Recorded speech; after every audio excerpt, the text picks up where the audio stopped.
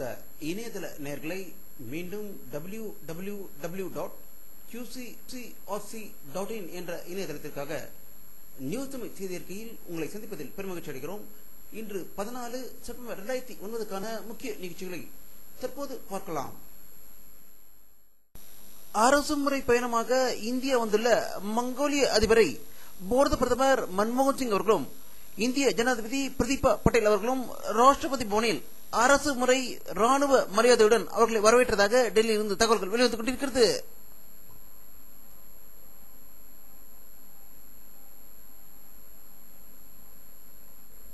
இந்திய பிரதமரும் மங்கோலிய அதிபரும் மின்சார தேவைக்காக அணு உலைகளை உற்பத்தி செய்வது குறித்து ஒரு ஒப்பந்தத்தை கையெழுத்திட்டுள்ளதாக டெல்லியில் இருந்து தகவல்கள் வெளிவந்து கொண்டிருக்கிறது.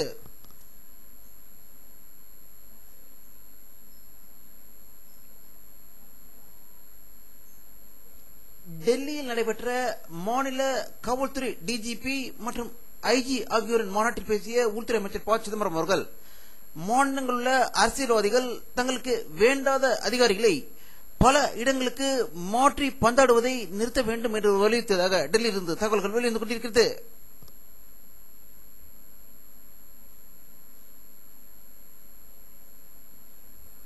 டெல்லியில் உள்ள சுப்ரீம் கோர்ட் இன்று தேர்தல் ஆணையத்திற்கு வழங்கியுள்ள ஒரு தீர்ப்பில் மகாராஷ்டிரா மாநிலத்தில் உள்ள ராஜ் தாக்கரே கட்சியான மகாராஷ்டிரா நிர்மான் சேனாவுக்கு நிரந்தர சின்னமான ரயில் சின்னத்தை ஒதுக்க வேண்டும் என்று வலியுறுத்தியதாக டெல்லியில் இருந்து தகவல்கள் வெளிவந்து கொண்டிருக்கிறது.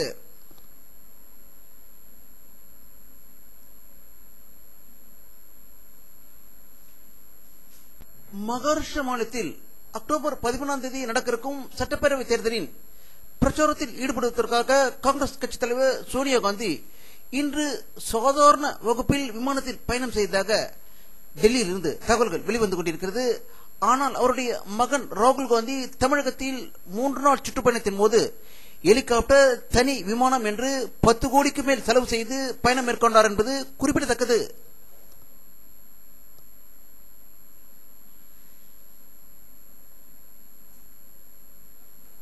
குஜராத் மாநிலத்தில் நடந்த சட்டசபை இடைத்தேர்தலில் பாரதிய ஜனதா கட்சி அமோக வெற்றி பெற்றுள்ளதாகவும் 7 சட்டசபை தொகுதிகளில் 5 தொகுதிகளில் பாரதிய ஜனதாவும் 2 தொகுதிகளில் காங்கிரஸ் வெற்றி பெற்றது என்றும் ராகுல் காந்தி அங்கு இளைஞர்களை வலுப்படுத்தும் நிலையில் பிரச்சாரம் செய்து அங்கு தேர்தல் நடத்தி விட்டதாகவும் காங்கிரசுக்கு எதிர்காலம் இருக்கிறது என்று கூறியிருந்தார்.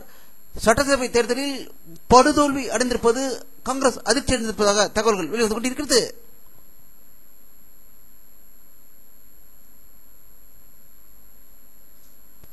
நாடாளுமன்றத்தில் தனது துறை சம்பந்தப்பட்ட வினாக்களுக்கு பதில் அளிக்காமல் ஒவ்வொரு முறையும் அமைச்சர் மு. க. அழகிரி அவையை விட்டு ஓடி ஒளிவதாக அதிமுக பொதுச்செயலாளர் செல்வி ஜெயலலிதா அவர்கள் கடும் குற்றச்சாட்டை கூறியிருப்பதாகவும் மு. க. அழகிரி தமிழில் பேசுவதற்கு சபாநாயகர் அலுவலகத்தில் முறையிட்ட போது ஹிந்தி, ஆங்கிலத்தில் மட்டுமே அமைச்சர்கள் பேச வேண்டும் என்று வலியுறுத்தியிருப்பதாகவும் இதை எதிர்த்து தமிழக முதல்வர் கருணாநிதி வாய் திறக்காதது ஏன் என்று ஒரு கடும் குற்றச்சாட்டை அதிமுக பொதுச்செயலாளர் செல்வி ஜெயலலிதா வெளியிட்டிருப்பதாக சென்னையிலிருந்து தகவல்கள் வெளிவந்து கொண்டிருக்கிறது.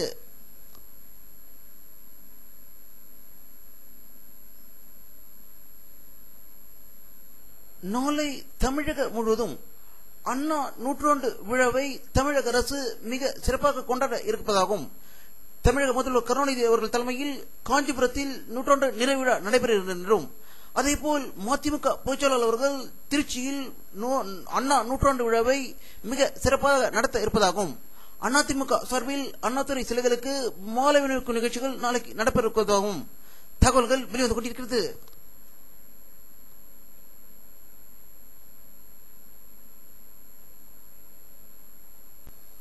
தேமுதிகவின் 5வது ஆண்டு விழா பெண் குழந்தைகளுக்கு ரூபாய் 10,000 டெபாசிட் செய்து அக்கட்சி தலைவர் விஜயகாந்த் இன்று தொடக்கி வைத்ததாகவும் அவர் செய்தியாளர்களிடம் பேசுகையில் இந்தியாவில் உள்ள நதிகளை இணைப்பது மிகவும் முக்கியம் என்று வலியுறுத்தியதாக சென்னையிலிருந்து தகவல்கள் வெளிவந்து கொண்டிருக்கிறது. உண்மையான தமிழ் ஈழ சுதந்திர போராட்ட தியாகிகளாக மாறிய லயோலா கல்லூரி மாணவர்கள் ஈழ நாட்டில் முகாம்களில் அடைத்து வைக்கப்பட்டுள்ள தமிழர்களை விடுவிக்க கோரி சென்னை லயோலா கல்லூரியில் மாணவர்கள் மாபெரும் ஆர்ப்பாட்டம் நடத்தியதாக சென்னையிலிருந்து தகவல்கள் வெளிவந்து கொண்டிருக்கிறது.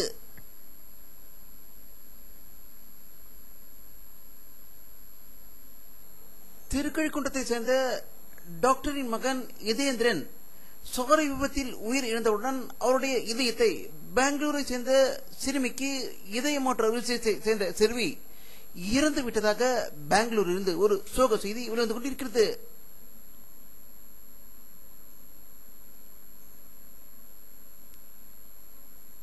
திருவண்ணாமலை மாவட்டத்தில் உள்ள கலசப்பாக்கத்தில் பரதமலை உச்சியில் சிவன் கோயிலில் நேற்று இரவு சென்னையை சேர்ந்த 15 பேர் பூஜையில் ஈடுபட்டுக் கொண்டிருந்த போது அங்கு பயங்கர இடி கலசத்தின் மீது தாக்கியதில் 4 பேர் உயிர் இழந்ததாக திருவண்ணாமலையிலிருந்து செய்திகள் வெளிவந்து கொண்டிருக்கிறது.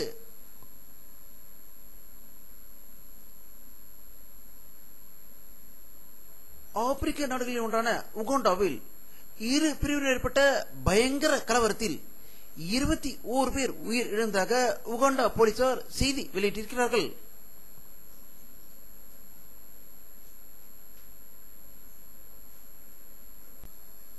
வெப்சைட்டில் ஒளிபரப்பாகும் ஆடியோ தகவல் மூலம் அமெரிக்கர்களுக்கு மீண்டும் ஒசாமா பின் லாடன் மிரட்டல் விடுத்துள்ளதாகவும் இஸ்ரேலுடனான தொடர்பை துண்டிக்க வேண்டும் என்றும் அப்படி துண்டித்துக் கொண்டால் அமெரிக்காவை நாங்கள் மன்னிப்போம் என்று கூறியிருப்பதாக செய்திகள் வெளிவந்து கொண்டிருக்கிறது.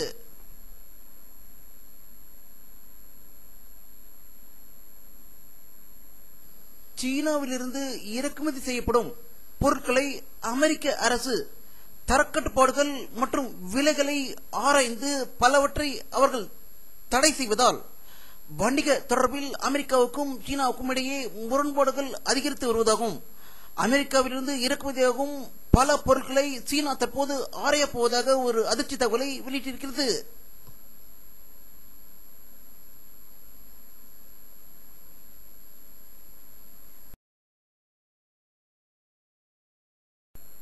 அமெரிக்க அரசு பாகிஸ்தானுக்கு ஒதுக்கும் நிதிகளில் 80% இந்தியாவுக்கு எதிராக ராணுவத்திற்கான தளவாடங்களை வாங்குவது அதற்கான செயல்பாடுகளில் இறங்குவதற்காக பயன்படுத்தப்படுகிறது என்று ஒரு பகிரங்க உண்மையை முன்னாள் அதிபர் முஷரப் வெளியிட்டுள்ளதாக லண்டனில் இருந்து தகவல்கள் வெளிவந்து கொண்டிருக்கிறது.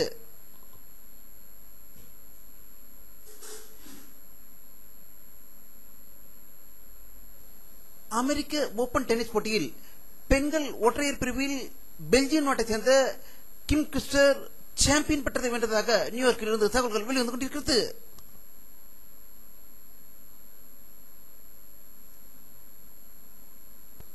அமெரிக்க ஓபன் டென்னிஸ் போட்டியில் இரட்டையர் பிரிவில் இந்தியாவை சேர்ந்த லியண்டர் பயஸ் செக்குடியஸ் லூகாஸ் இருவினரும் சேர்ந்து இந்தியாவை சேர்ந்த மகேஷ் பூபதி மற்றும் பகாமாஸை சேர்ந்த பகோஜோடியை வீழ்த்தி பட்டத்தை வென்றதாக நியூயார்க்கிலிருந்து தகவல்கள் வெளிவந்து கொண்டிருக்கிறது.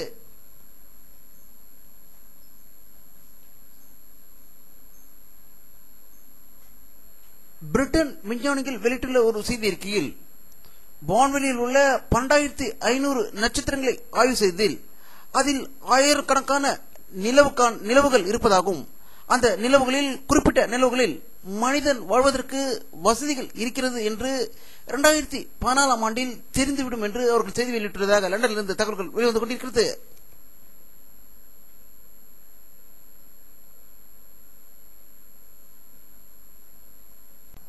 வானிலை அறிக்கை 14 செப்டம்பர் 2009 பிற்பகல் 4 மணி எடுக்கப்பட்ட சற்று புகைப்படத்தை தற்போது பார்த்துக் கொண்டிருக்கிறீர்கள்.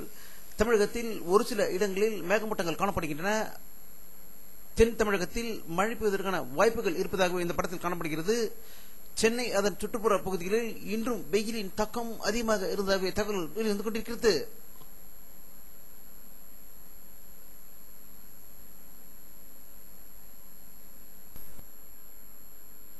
இத்துடன் இந்த செய்தி அறிக்கை நிறைவடைகிறது.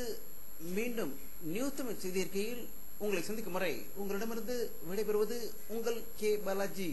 நன்றி.